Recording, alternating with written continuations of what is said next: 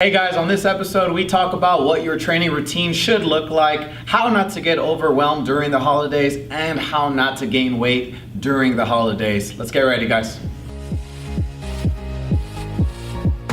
How do I not get so overwhelmed during the holidays so I don't fall off track and have to hit the restart button again?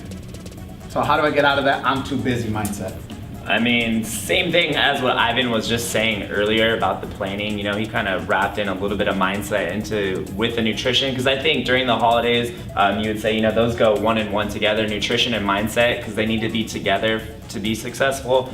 One thing that I always do, like Ivan was saying, I make my cheat meals around like my party. So I know on this date I have this party, you know, probably not gonna be eating the best. So what I'll do is I'll make sure that I eat clean every day, that I also get in my 5 exercises a week. And then going to that party, I don't feel as guilty and I don't get overwhelmed. Also Sunday mornings, say my party's on Saturday, Sunday mornings, I try to go for a light run just to get moving a little bit. It will kind of get me restarted for the week as well. You got anything to add on to that, Ivan?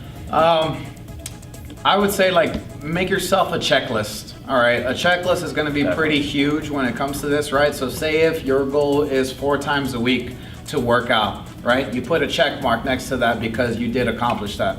You want to cheat with food and drinks 1 day a week, which is maybe your party. Check, you did that, right? So that you have that sense of accomplishment throughout the entire weeks. And it's harder around this time of year, guys. I completely understand, you know, the frustration of gaining weight, not having time to get your workouts in. I get all of that, but trust me, you know, what I said a little bit earlier as far as like changing your mindset around those parties and making sure that, you know, up to those parties you eat clean, you work out, you do all these things, and then have your fun, right?